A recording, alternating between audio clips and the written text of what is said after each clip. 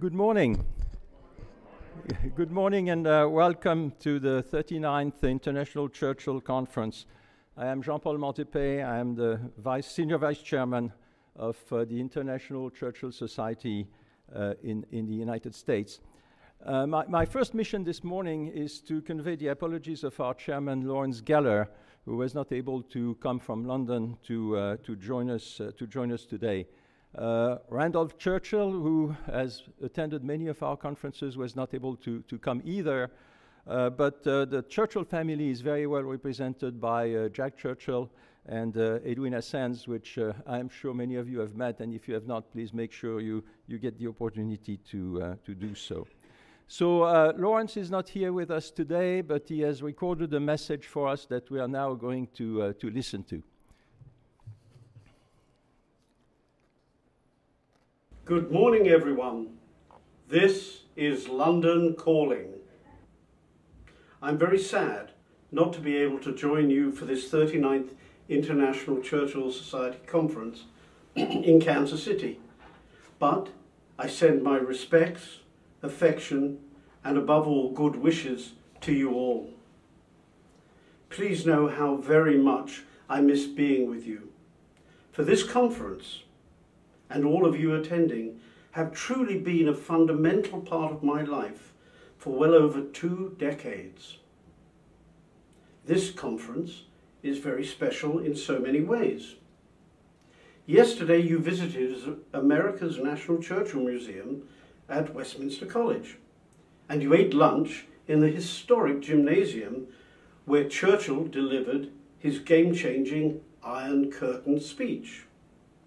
This was a clear warning about the dangers of Soviet expansionism and a clarion call for greater Atlantic unity. His words were powerful then, and they served as the opening salvo in the Cold War. But they've also stood the test of time, and with all that's happening in Ukraine now, they seem more resonant than ever. Now, you're in the National World War I Museum and Memorial, built at the turn of the 20th century to remember the First Global War. It was a roller coaster period in Churchill's life, which saw him fall from the Admiralty, pick up his brushes, fight in the trenches, and rise again as Minister for Munitions. It was a period that shaped his character and his worldview. It taught him many valuable lessons about command and leadership in wartime. Never ever forget how Churchill understood the importance of linking the past to the present and, crucially, to the future. Thank heavens for all of our freedom and for global democracy that he learned those lessons so very well. Today you'll hear from speakers that want to do the same. They're here to expand on the theme of Churchill, war and peace, which seems suitably Churchillian in its vastness. But given the geopolitical volatility with its relentless attacks on democracy, increasing hegemony, and the ever colder winds of global conflict blowing with increasing strength, the topics you'll be exploring are so very relevant. And I'm certain you'll walk away from this conference feeling inspired by not only how deep and resonant Churchill's legacy is in our modern times, but how very important and relevant are the lessons of Churchill's incredibly broad life and his undisputed leadership qualities. What an incredible example he is to us all. Now, speaking of legacies, I've recorded this message not only to welcome you virtually to Kansas City, but with an incredible panoply of mixed emotions. For I want to share with you that after more than a decade and a half as chairman of the International Churchill Society, I'm retiring from that role in 1 year's time. I'm truly amazed by how quickly the time has flown by. Importantly, I'm so very grateful for the support, advice, and understanding of the Society's Board of Directors when reaching my decision. However, in order to provide the most seamless transition, I couldn't be happier that the Board of Directors yesterday appointed 3 vice chairmen to oversee the day-to-day running of our organization. This astonishingly accomplished triumvirate, Phil Beckman, Steve Poss, and Mitchell Reese, are more than qualified to sustain and build upon the long-time success of the Society that all of us have together created. And I'm honoured to call these men not only my friends, but great Churchillians.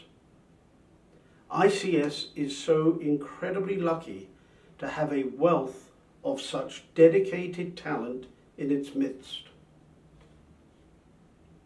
When I reflect on my time as chairman, my mind always returns to my overwhelming desire to cement Churchill as an everlasting bastion of greatness in our modern times. Together, we have done so much for ICS. The obtaining a joint act of Congress resulting in the dedication of a bust between Washington and Lincoln in the United States Capitol occurred in 2013, followed quickly on by the opening of the National Churchill Leadership Center at George Washington University that same year. And then in 2015, a wonderful variety of activities to celebrate the 50th anniversary of his death. And just this past July, we proudly honored the courage of the Ukrainian people by awarding Ukrainian President Volodymyr Zelensky the 2022 Sir Winston Churchill Leadership Award. It was a moving ceremony at number 10 Downing Street, where the then Prime Minister Boris Johnson, the President of Ukraine, of course through a video connection, and I presented the President with his award. Through all of your and our, not your, our collective efforts, the International Churchill Society is now a global brand. Through Finest Hour, the Churchill Bulletin, our website, social media, and of course our great chapters, we've encouraged, supported, and advanced interest in Churchill at so many levels in so many countries. But above all, we've created a single global organization that goes some way to fulfilling and honouring Churchill's vision at Fulton. Yes, creating our own sinews of peace.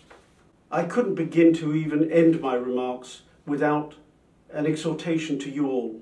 Please do whatever you can for our society, whether that be money, time, bringing in new members, or door opening. Please help us ensure that the Society is always correcting and protecting the Churchill record, and that we're always promoting his world-changing leadership and cementing his legacy for current and future generations. We must always stress the relevance of Churchill's lessons for today and tomorrow's world, and we must never let the naysayers and the tearers down damage his reputation. The sesquicentenary of his birth will be celebrated in January 2024. Yes, 150 years since he was born. It's astonishing, always astonishing to me, how fresh, vivid, and meaningful his life remains throughout the world. Never, ever to be forgotten. Your society, in partnership with other Churchill organisations, is planning multiple events and programmes to celebrate this milestone, and I urge you to support these noble initiatives as much as you can, in whatever way you can, and enjoy them as we all will. Even though I'm stepping down as chairman, I will never stop cheering you all on and exhorting you to go above and beyond for our wonderful organisation, which I care for from the bottom of my heart and to which I have happily and satisfyingly dedicated decades of my life. As your chairman, I've always motivated myself by asking myself two very simple questions. If not me, who? And if not now, when? So above all, I exhort you, never stop being great Churchillians. I want to thank each of you for attending this terrific conference, for making your way to Kansas City, for leading from the front, and above all, for your Churchillian spirit. Your generosity of heart, spirit, and wallet will always be appreciated, and I promise you will be a shining example to others for many years to come. Inevitably, I want to end by quoting Churchill, and from his inspiring letter he sent to President Eisenhower on leaving office in 1955. He said, "To resign is not to retire, and I am by no means sure that other opportunities may not come upon me to serve and influence those causes for which we have both worked so long. Of these, the first is Anglo-American brotherhood, and the second is the arrest of the communist menace. They are, I believe, identical." How relevant is that? He was still looking to the future. So am I, and I see bright sunlit uplands for all of us. So in today's context, that must be in Edinburgh, where I look forward to seeing all of you at the exciting conference next year. No, one last thing. I'm very proud to be a member of ICS and a Churchillian. Not only has it made my life better, but it's made me a better person. Thank you and enjoy the conference.